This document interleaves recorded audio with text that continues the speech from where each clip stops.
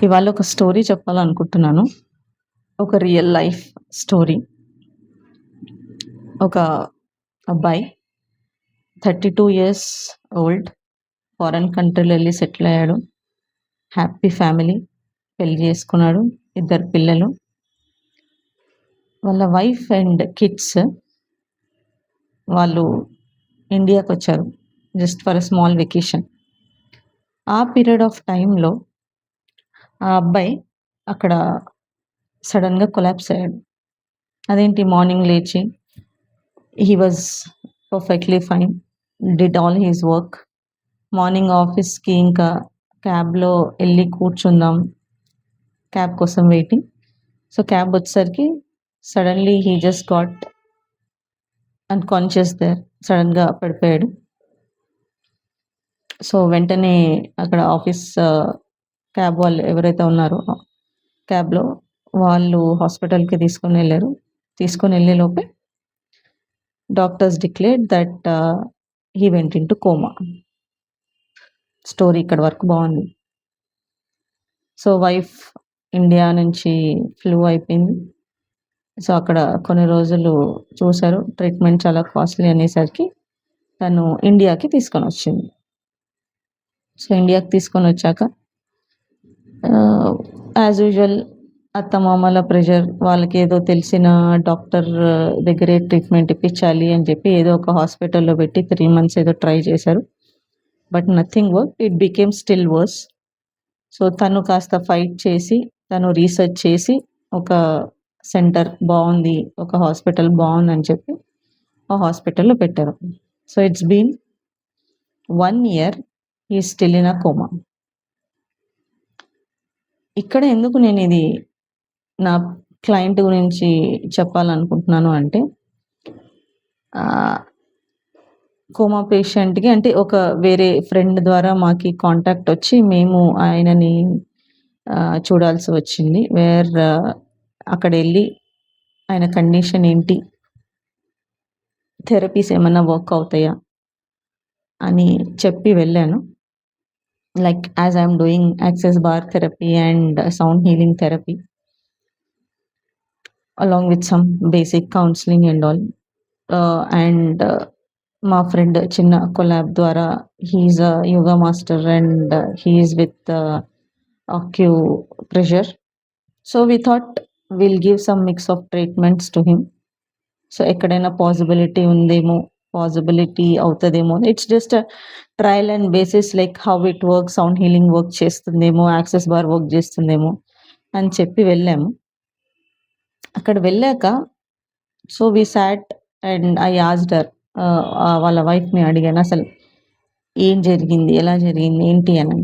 So, actually he is a high BP patient. BP tablets రెగ్యులర్‌గా వేసుకుంటారు. ఎప్పుడు wife ఉన్నప్పుడు తను గుర్తు చేస్తుంటది. ఆబ్వియస్‌లీ ఆ కేర్ ఉంటుంది గదా! సో, అలా తను టైమ్ టు టైమ్ అన్నీ ఇవ్వబట్టి he sustained all these years without any complication at all. సడెన్‌గా వైఫ్ ఇండియాకొచ్చేసరికి maybe he skipped couple of days with hectic of work. Work ఎక్కువుండేసరికి ఒక్కొక్కసారి ఆయన మర్చిపోవడము అలా జరిగింది.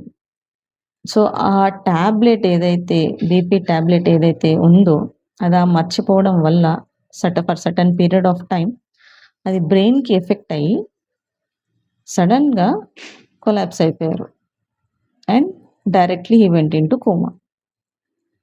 It's been now as I said 1 year into his coma and హాస్పిటల్‌లోనే పెట్టి couple of therapies అని ట్రీట్మెంట్స్ అని they are trying their level best to get it out of it.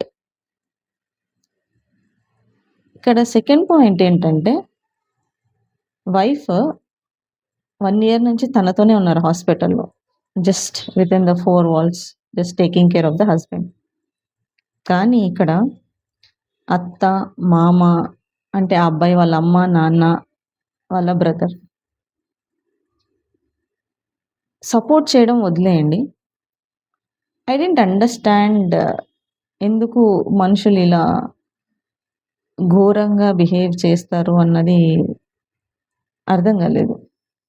అంటే what is it that we want? అంటే ఆయన foreign country ఎళ్లి వాళ్ళ అమ్మ, నాన్నని ఇక్కడ సెటిల్ చేసి, కారు, ఇల్లు, సమ్ బ్యాంక్ బ్యాలెన్స్, వాళ్ళ తమ్ముడిని సెటిల్ చేసి, everything they did. He did whatever he had certain savings and everything he just invested on his parents and brother. ఇప్పుడు ఈ టైంలో ఆమెకి కోడలికి అమౌంట్ కావాలి, లేకపోతే కొంచెం అసెట్స్ ఏవో ఉంటే అవి ఇచ్చేయండి, నేను అమ్ముకొని మా ఆయనకు ట్రీట్మెంట్ చేసుకుంటాను అంటే కూడా they didn't give a single rupee.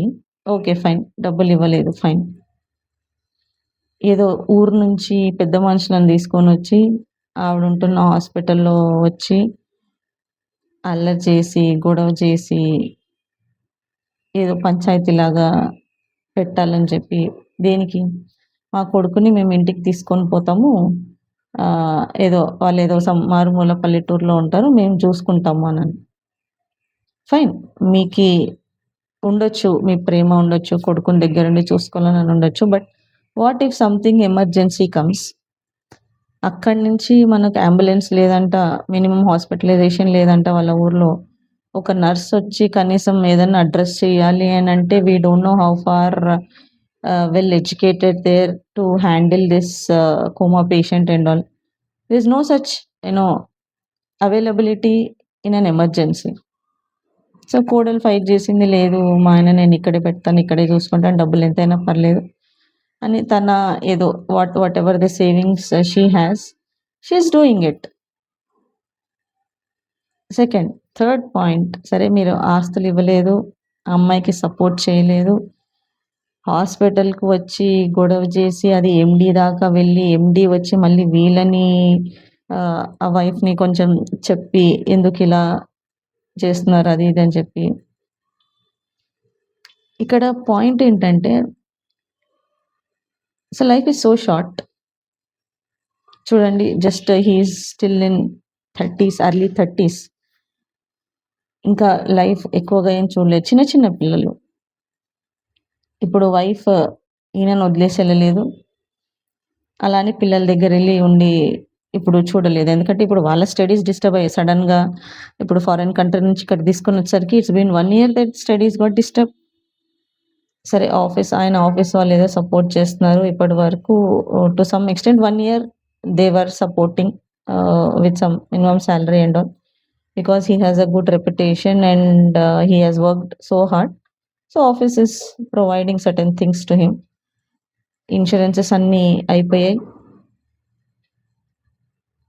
ఇప్పుడు ఇక్కడ ఆ అబ్బాయి వాళ్ళ తల్లి, తండ్రి ఆర్ బ్రదర్ సెటిల్ చేయడం పక్కన పెట్టండి. చిన్నప్పటి నుంచి మనం పెంచి ఎంతో కష్టపడి తర్వాత వాళ్ళు పిల్లలు తల్లిదండ్రుల కోసం కష్టపడి మిమ్మల్ని సెటిల్ డౌన్ చేసి అందరికీ దూరంగా ఎక్కడెక్కడో ఫారిన్ కంట్రీలో ఉండి సడన్గా ఏదో అయితే మనం అక్కడ ధైర్యంగా నిలబడి నీకేం కాదు, నువ్వు బయటికి వస్తావు, లేకపోతే కోడలికి సపోర్ట్ చేయడం, ఇవేం లేవు. అంటే దేనికి? జస్ట్ మనీ కోసం ఈ రిలేషన్సా? అర్థం కాలేదు. అంటే ఆ అమ్మాయి స్టోరీ చెప్తున్నప్పుడు జరిగిందంతా ఐ వాస్ లైక్, ఈ ఈ ఎలా మనుషులు ఇంత దారుణంగా ఎలా ఆలోచిస్తారు? సరే సిబ్లింగ్స్ ఈజ్ ఓకేలే, కొంచెం ఏమన్నా మీన్‌గా ఆలోచిస్తారేమో, అన్నీ పెట్టేస్తే నాకేంటి అన్న థాట్ ఉంటదేమో. How come parents can deal like this? కనీసం వచ్చి చూడను కూడా చూడట్లేదు ఆ అబ్బాయి ఎలా ఉంటాడు ఏంటి అని. సరే కోడలికి ఫోన్ చేసైనా సరే మీరు దూరంగా ఉన్నారు, రాలేదు, ఏజ్‌డో ఇవన్నీ పక్కన పెడితే సర్కమ్‌స్టాన్సెస్. ఒక ఫోన్ చేసి అవును నా కొడుకు ఎలా ఉన్నాడు అని అడగడానికి కూడా మనసు రావట్లేదు. ఎక్కడ దగ్గరొస్తే ఎక్కడ డబ్బులు అడుగుతారో, ఎక్కడ ఆస్తులు అడుగుతారో, ఏం చేస్తాం ఆస్తుల్ని? ఏం చేస్తాం డబ్బుల్ని? ఇప్పుడు ఆయనే కష్టపడి మీకంతా సెటిల్ డౌన్ చేశాడు గదా! ఓ స్థలం ఇస్తేనో, ఒక బంగారు ఇస్తేనో, ఏదన్నా ఒక అమ్మ ఇస్తేనో ఏమో ఆయన బాగుపడొచ్చేమో, వి డోంట్ నో రైట్? ఇంకా ఆవిడ ఇంకా డబ్బులెక్కువుంటే ఇంగా అడ్వాన్స్ ట్రీట్‌మెంట్స్‌కెళ్ళొచ్చేమో. ఎక్కడ పోతుంది సమాజం? దేనికోసం ఈ తాపత్రయం? మనిషి ఎప్పుడు, ఎక్కడ, ఎలా, ఏమవుతది అన్నది తెలియని ఒక కలియుగంలో బ్రతుకుతున్నాం మనం. నెక్స్ట్ సెకండ్ ఏమవుతుందన్నది ఎవ్వరికీ we can't even think of what happens in the next minute. డబ్బులు ఈరోజు కాకపోతే రేపొస్తాయేమో. బట్ మనిషి రాకపోవచ్చు, రైట్? 1 ఇయర్ నుంచి ఆవిడ పిల్లల్ని, అంత చిన్న చిన్న పిల్లల్ని వదిలేసి భర్త కోసం ఇంత ఫైట్ చేస్తోంది గదా! ఎందుకు సపోర్ట్ జేయగూడదు? ఫ్రెండ్స్, ఫ్యామిలీ అంటే ఫ్యామిలీ ఆ బాండింగ్, అసలు ఫ్యామిలీ అన్న పదానికి అర్థమే లేకుండా పోయిందేమో అని అనిపిచ్చింది నేను తనది వింటున్నప్పుడు. అంటే ఇంకా కొన్ని దారుణమైనవున్నాయి. I don't want to share it here. బేసిక్‌గా కొంచెం అట్‌లీస్ట్ ఆ హ్యూమానిటీ వేలో అన్నా ఆలోచిస్తే బావుండేమో అని అనిపిస్తది ఒక్కోసారి. నా క్లయింట్స్‌ని చూస్తున్నప్పుడు. కొంతమంది ఈ డిప్రెషన్స్‌తో, ట్రామాతో వస్తూ ఉంటారు క్లయింట్స్. వాళ్ళు పాపం బయటికెవరికీ చెప్పుకోలేని సిట్యుయేషన్స్‌లో ఉండి వాళ్ళకి లోపలే బాధపడుతూ ఉంటారు. అంటే మేబీ ఆహ్, చెప్తే ఏమనుకుంటారు అన్న ఒక సొసైటల్ ఫియర్, ఆర్ చెప్తే ఎలా రిసీవ్ చేసుకుంటారన్న ఒక ఫియర్. ఎంత ఫ్యామిలీలో ఉన్నా, ఎంత కలిసే ఉన్నా, అందరం రోజు 24/7 ఒకటే హౌస్‌లో ఉన్నా కూడా, ఆ open space to share everything అనేది ఎందుకు ఇవ్వట్లేదు? మేబీ అలా ఉంటే when we are open to our family members, at least to our family members, maybe they have that is to share. ఇంత ట్రామా, ఇంత డిప్రెషన్, ఇంత బాధ ఉండదేమో సమాజంలో. I mean I felt so sad. అంటే బేసిక్ ఆ హ్యూమన్ నీడ్‌కి కూడా ఎందుకంత తాపత్రయపడతారు? అంత డబ్బులు. Yes, money is equally important in this generation. కానీ నీ సొంత బ్లడ్, నీ సొంత కొడుకు, నీ సొంత మనిషి అసలు అక్కడ అలా బెడ్ మీద పడున్నాడు. ఆ హ్యాండ్స్, లెగ్స్ అంటే కోమా పేషెంట్ అని వినడమే గానీ, అలా దగ్గరికెళ్లి చూసినప్పుడు అంటే ఒక సెకండ్ ఇలా అంటే నాకు భయమేసింది నిజంగానే. ఆ మనిషిని అలా చూడటం ఆహ్, నేను ఫస్ట్ టైమ్ లైఫ్‌లో. చాలా మంది క్లయింట్స్‌ని చూస్తున్నాను గానీ, but they are live. They'll come and talk to me. They'll come and share to me. But ఇలాంటి ఒక సిట్యుయేషన్‌లో చూడటం అనేది first time. So, when I just went and touched him like this to just check his aura, ఎంత బరువుగా ఉంది, ఎంత negativity ఉంది, ఎంత ఆయన లోపల క్షోభ అనుభవిస్తున్నాడు, ఏడుస్తున్నాడన్నది ఆ ఆరా ఎంత బలమైన, బరువుగా ఉంది యాక్చువల్లీ ఆరా ఆయనది. ఆ రోజంతా నేనసలు నిద్రపోలేకపోయాను. And it disturbed a lot. Maybe అంత తీసుకోకూడదు అని తెలుసు. తెలీదు. I felt something weird when I heard his story. And ఇంత మంచిగా సొఫిస్టికేటెడ్ హైఫై లైఫ్ బ్రతికిన ఒక ఫ్యామిలీ అంటే ఇక్కడి నుంచి సడెన్‌గా ఇలా అయిపోయారు. Just fell down. And there is no such you know way now to handle it. అసలు ఏం చేయాలి? ఎలా చేయాలి? ఎక్కడికి తీసుకొనెళ్లి పెట్టుకోవాలి? ఇక్కడ ఫారిన్ కంట్రీయా? ఆ అమ్మాయి వాళ్ళ అమ్మా, నాన్న దగ్గర పెట్టింది పిల్లల్ని. స్టడీస్ ఏంటి? Everything is a question mark now. అదే వాళ్ళ అత్త, మామ కొంచెం సపోర్ట్ చేసి మేమున్నామన్న ధైర్యం జెప్పి, ఆ! ఇలా ఆస్తులున్నాయి, లేకపోతే అమ్మేసి ఏదో ఒకటి చేద్దాం, లేకపోతే డబ్బులున్నాయి ఇద్దాం. ఆ అబ్బాయి వాళ్ళ తమ్ముడు దగ్గర some assets, minimum amount of balance దీనికి యుటిలైజ్ జేసుకో అని చెప్తే she also would have felt అంత బరువు తనకు గూడా ఉండకపోవచ్చేమో.